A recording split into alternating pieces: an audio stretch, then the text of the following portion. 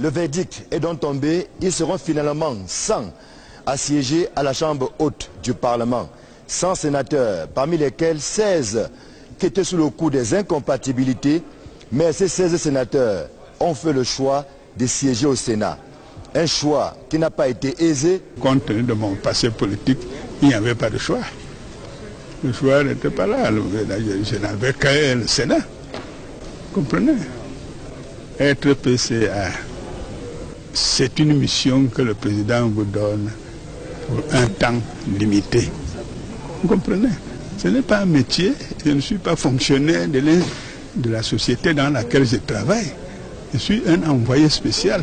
Le choix a été vite fait, ça ne se posait même pas. J'ai déjà passé beaucoup de temps à la CRTV, j'ai travaillé pendant de longues années et je voulais découvrir autre chose parce que parallèlement, j'étais près des populations qui voulaient quand même que je vienne à faire un peu plus de politique, mais je ne voulais pas mélanger le travail de la CRTV et la politique. Mais quand le moment est arrivé, on avait besoin de beaucoup de femmes. Je me suis dit, pourquoi pas moi? Ils sont présidents de conseil d'administration, fonctionnaires, magistrats. Ils ont donc fait le choix de siéger ici à la Chambre haute du Parlement. Les motivations sont diverses, mais pour la plupart, ces sénateurs pensent qu'il est temps de travailler pour les collectivités territoriales décentralisées après avoir pendant longtemps servi l'État camerounais.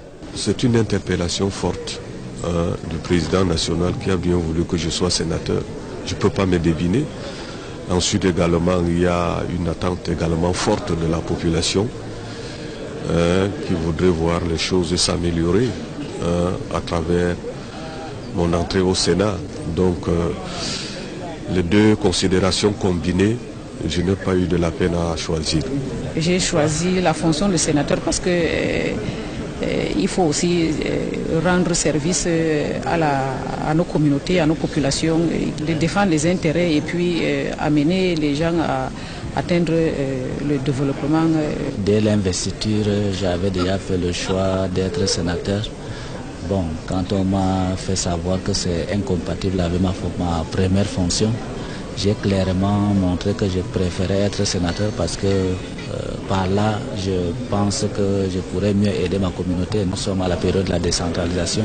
La plénière consacrée aux résultats des 4 bureaux de vérification n'est pas fortuite. C'est une disposition de la loi portant règlement intérieur du Sénat, le code électoral, mais également la loi portant sur les établissements publics et aussi les entreprises publiques. Une loi votée récemment à l'Assemblée nationale et entérinée par la Chambre haute du Parlement. Des dispositions légales qui ne permettent plus le cumul de fonctions. Il était donc question, et même urgent, de vider ce contentieux des incompatibilités avant de dérouler le tapis rouge aux sénateurs. Ici le palais de congrès de Yaoundé, Élisée Borba, Marcelin Gangsop, Equinox Télévision.